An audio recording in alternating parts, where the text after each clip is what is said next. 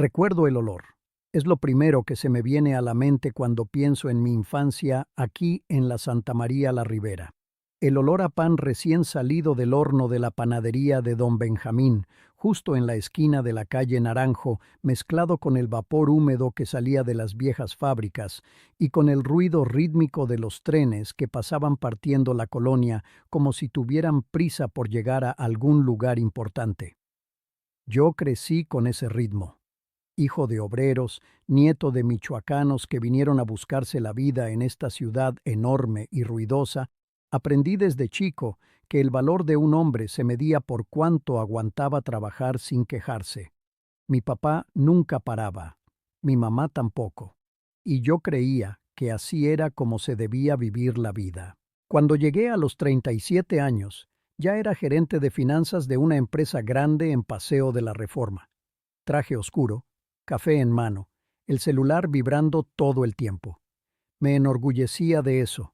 Creía que había llegado a donde debía llegar, que había cumplido la promesa silenciosa que me hice a mí mismo de joven, allá en los callejones de la Santa María. Comía cualquier cosa en el centro comercial, comía postres en las juntas, dormía poco y despertaba más cansado de lo que me había acostado. Y cuando llegaba a casa por la noche, mi hija Elena ya estaba casi dormida. A veces se me acercaba con un libro de cuentos en la mano, con esa sonrisa suya llena de esperanza, y yo le decía que estaba demasiado cansado, que la próxima vez lo leíamos juntos, solo que la próxima vez tardaba demasiado en llegar. No me daba cuenta de que me estaba perdiendo, no de un solo golpe. Era poco a poco, como agua escurriéndose entre los dedos sin que la extrañes hasta que la mano ya está seca. A los 42 años, la empresa solicitó un chequeo general para todos los ejecutivos. Fui por obligación, pensando que sería rápido y que los resultados saldrían normales. El doctor me llamó a su consultorio, cerró la puerta con cuidado y puso los papeles sobre el escritorio con una seriedad que nunca voy a olvidar. Presión alta, colesterol elevado, prediabetes.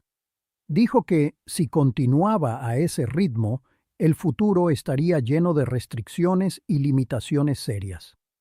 Escuché todo aquello sentado, callado, y por dentro sentí un temblor que no era de frío. Pensé en mi papá. Él tuvo problemas cardíacos graves siendo joven, antes de los 60. Yo había visto cuánto le cambió la vida, cuánto perdió en autonomía, en alegría, en presencia, y ahí, en ese consultorio frío, comprendí con claridad que estaba repitiendo el mismo camino sin siquiera haberlo elegido conscientemente. Salí de ahí y me fui directo al coche. Me quedé parado unos minutos sin poder encender el motor. Y fue en ese silencio que escuché, por primera vez en muchos años, el latido de mi propio corazón. Pero la verdad es que el miedo por sí solo no fue suficiente para moverme.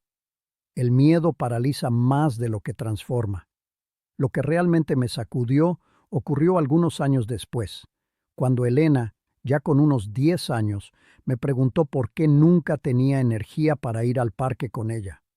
No lo dijo con enojo, lo dijo con esa tristeza tranquila de una niña que ya aprendió a no esperar mucho. Y aquello me partió el alma de una forma que ningún diagnóstico médico había logrado. Al día siguiente fui a caminar a la Alameda Central. Empecé despacio, muy despacio. Jadeaba en los primeros minutos, contaba los segundos para poder parar. Sentía el cuerpo pesado como si estuviera cargando años de malas decisiones en la espalda. Pero volví al día siguiente, y al otro, y al que le siguió. Con el tiempo, lo que era sufrimiento se fue convirtiendo en hábito, y el hábito se fue convirtiendo en placer. Empecé a notar el hemiciclo a Juárez al fondo, con esa imponencia que uno deja de ver cuando siempre anda con prisa. Empecé a fijarme en los viejitos que platicaban en las bancas, en las palomas, en la luz de la mañana que pegaba en los árboles de una forma que solo existe a esa hora. Unos meses después, Caminaba casi 1 hora sin darme cuenta del tiempo. Poco a poco, otras cosas fueron cambiando también. Aprendí a cocinar. Parece simple, pero para mí fue una revolución completa. Frijoles de la olla bien sazonados, verduras al vapor, arroz integral, una fruta después de comer. Dejé de comer hasta sentirme pesado y descubrí que hay una diferencia enorme entre estar satisfecho y estar lleno. Reduje el azúcar, dejé de tomar los fines de semana. No lo hice como un sacrificio, lo hice como una elección. Y esa distinción importa mucho, porque cuando vives un cambio como un castigo, no dura. Pero cuando entiendes que estás eligiendo vivir mejor por dignidad, se vuelve parte de quien eres. A los 50 años, cuando me miré en el espejo por la mañana, no me reconocí igual que antes. No por vanidad, sino porque había algo diferente en mis ojos. Una presencia, como si hubiera vuelto a habitarme a mí mismo después de años de vivir por fuera. Con el tiempo me di cuenta de que el cambio individual tenía un límite, que lo que sostenía mi nueva rutina no era solo la disciplina, sino la conexión. Empecé a platicar con los vecinos aquí mismo en la Santa María y descubrí que mucha gente quería cambiar, pero no sabía por dónde empezar o no tenía con quién caminar. Organizamos encuentros semanales en la plaza. Salíamos temprano, antes de que apretara el calor, y después tomábamos un café juntos, sin excesos. Creamos un grupo de WhatsApp para echarnos porras en los días difíciles. Parecía simple, pero aquello creó algo que no esperaba, un verdadero sentido de comunidad. Una resistencia silenciosa al aislamiento que la gran ciudad tanto impone a la gente. A los 63, pedí una reducción de horario en el trabajo. Quería tiempo para algo que me hiciera levantarme de la cama con un entusiasmo genuino. Lo encontré en las escuelas públicas de la zona. Empecé a dar pláticas voluntarias, contando mi propia historia a los jóvenes. No me presentaba como un experto en salud, me presentaba como alguien que casi pierde el rumbo y logró volver. Les decía que el movimiento no necesita un gimnasio caro, que la comida de verdad no necesita recetas sofisticadas, que descansar no es debilidad, que la amistad protege tanto como una medicina. Me escuchaban con atención, y me daba cuenta de que lo que realmente les llegaba no eran los datos ni los consejos, sino la historia. La historia de un hombre común que cambió antes de que fuera demasiado tarde. A los 70 años, seguía caminando en la Alameda Central. Ahora acompañado por mi nieta mayor, Isabela, que se reía cuando le contaba historias de cuando era adicto al trabajo. Mis análisis médicos mostraban estabilidad. No me volví inmortal, ni era mi intención. Conquisté algo más valioso que cualquier número en un examen: autonomía. La capacidad de hacer las cosas que importan sin necesitar que nadie me ayude a levantarme. Cuando tuve que cuidar a mi esposa durante un periodo delicado de salud, fue ahí donde comprendí, en la práctica más profunda, el valor de todo lo que había construido a lo largo de los años. Si yo todavía fuera el hombre de los 40, exhausto e hinchado de presión, tal vez no habría tenido la fuerza para estar presente de la manera que ella necesitaba. Las caminatas se convirtieron también en un espacio de oración silenciosa, de gratitud por cada paso que todavía puedo dar. Si esta historia te interesó, no olvides suscribirte a nuestro canal y cuéntanos desde qué ciudad nos estás viendo. Continuamos. Te prometo que esta será la mejor historia que vas a escuchar en tu vida. Hoy, aquí sentado, con 94 años vividos en esta ciudad que nunca para, miro hacia atrás y veo con claridad lo que antes era niebla. Cada pequeña elección que hice a lo largo de las décadas fue un ladrillo. No construí nada de un día para otro. Construí despacio, con constancia, con tropiezos y nuevos comienzos. La Santa María cambió a mi alrededor. Las fábricas se volvieron centros culturales, los edificios crecieron, pero yo permanecí fiel a lo que aprendí. El tiempo no es infinito. El cuerpo responde a lo que hacemos todos los días. La amistad protege tanto como una medicina, y el propósito sostiene mucho más que el dinero. Si existe un secreto, es ese. Empieza. Empieza despacio. Empieza mal. Empieza sin estar seguro de todo el camino. Pero empieza. Porque mientras haya tiempo, siempre hay espacio para cambiar el rumbo. Y tu historia, así como la mía, puede tener un desenlace diferente al que el miedo te hace imaginar. Hay una cosa que nunca le conté a nadie, una cosa que estuvo guardada por años dentro de mí como una piedra en el fondo de un río, siempre ahí, siempre pesada, incluso cuando la superficie parecía tranquila. Y es de eso de lo que necesito hablar ahora. Porque una historia que empieza con transformación pero esconde su herida más profunda, no es una historia completa, es solo la mitad de la verdad. Durante años, mientras yo caminaba y cambiaba mis hábitos y me convertía en ese hombre que la gente en la Santa María empezó a admirar, había una relación que seguía rota, y yo me hacía creer a mí mismo que el tiempo la arreglaría solo. Esa relación era con Elena. Mi hija creció sin mí. No físicamente. Yo estaba en casa, dormía bajo el mismo techo, me sentaba en la misma mesa para cenar. Pero estaba ausente de una manera que es peor que la distancia física, porque la distancia física la entendemos, la explicamos, la aceptamos. La ausencia de presencia, no. El niño la siente, pero no sabe ponerle nombre.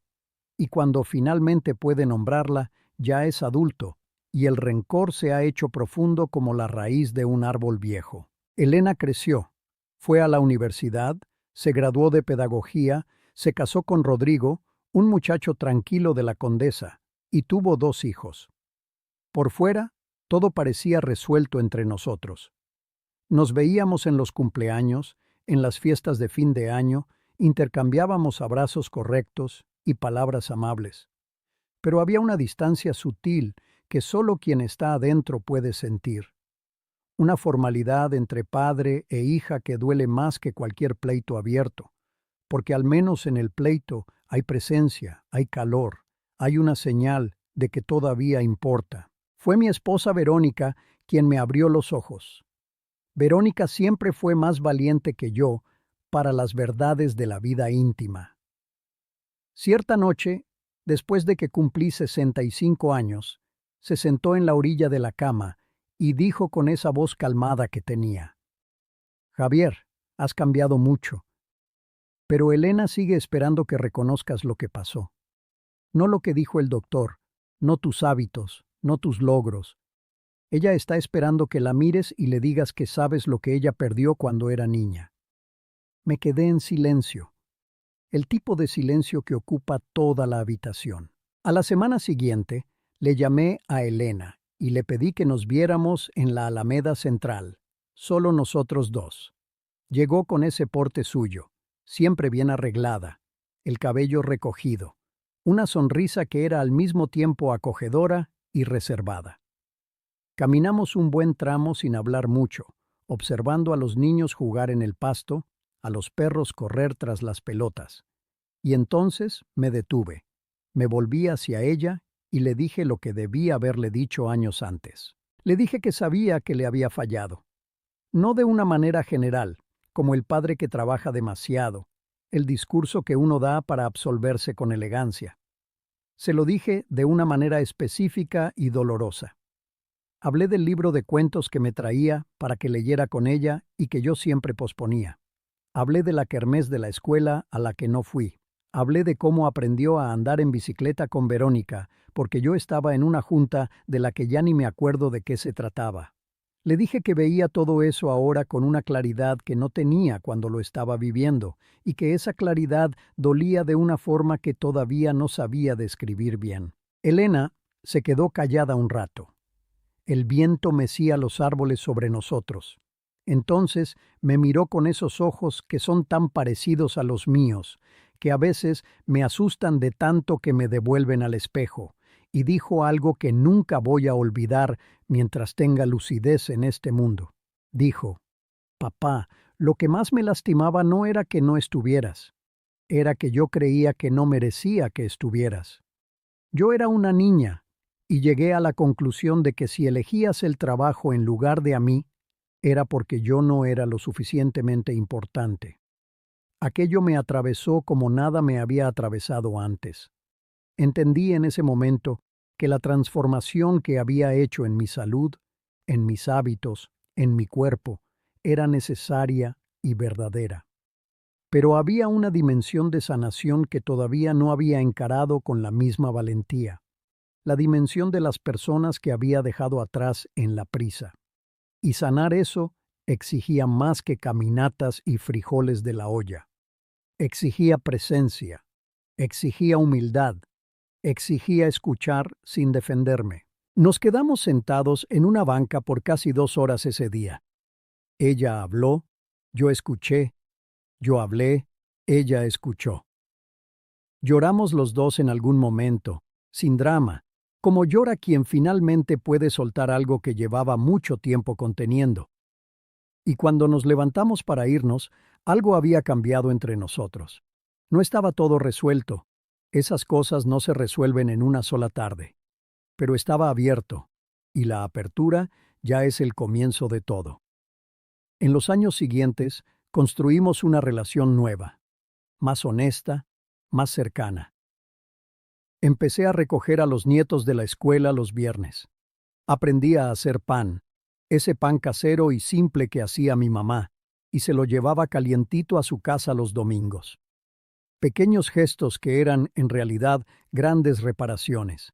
Y Elena correspondió con una generosidad de hija que yo no merecía, pero que recibí con una gratitud profunda. Hubo todavía otra revelación en esa etapa de mi vida que sacudió algo en mí de una forma diferente. Encontré, en un baúl viejo de la casa de mis padres, una serie de cartas que mi papá le había escrito a mi mamá durante los años que trabajó en otro estado, cuando yo era demasiado pequeño para recordarlo. En esas cartas describía una nostalgia por su casa que yo nunca imaginé que sintiera. Describía lo que le costaba estar lejos, cuánto quería estar presente, y no podía porque la necesidad económica de la familia no le dejaba opción. Había una carta en particular, escrita cuando yo tenía 4 años, en la que decía que su mayor miedo era que su hijo creciera sin conocer al verdadero padre. Leí esa carta 3 veces, y comprendí que mi papá no era un hombre frío o ausente por elección. Era un hombre partido entre el amor y la supervivencia, tal como lo había sido yo. La diferencia es que él nunca tuvo la oportunidad de cambiar el rumbo. La vida no le dio el aviso que yo recibí a los 42 años. Él siguió adelante y el cuerpo le cobró el precio que cobra a quien ignora sus propios límites por demasiado tiempo. Lloré por él ese día. Lloré por la versión de él que nunca conocí, el padre que estaba en las cartas, lleno de nostalgia y amor, muy diferente del hombre silencioso y cansado que crecí viendo. Y lloré también de gratitud, porque de alguna forma su historia me alertó sobre la mía, y yo logré, en el momento justo, elegir diferente. La vida está hecha de herencias que podemos perpetuar o no. Algunas herencias son hermosas y merecen ser pasadas con cuidado. Otras son patrones de dolor que llegaron a nosotros cargados por personas que no tenían las herramientas para interrumpirlos. Nos toca a nosotros, cuando tenemos conciencia, decidir qué hacemos con lo que recibimos. Aquí en la Santa María, la colonia que me vio nacer y que me verá completar el ciclo de esta existencia, aprendí que vivir bien no es un destino al que se llega. Es una dirección que se elige todos los días, en las cosas pequeñas, en las conversaciones difíciles, en las mañanas en que el cuerpo pide quedarse quieto y la voluntad decide levantarse de todos modos. No existe una fórmula, existe la constancia, no existe la perfección, existe la presencia. Y la presencia, al final, es todo lo que la gente que amamos un día recordará de nosotros.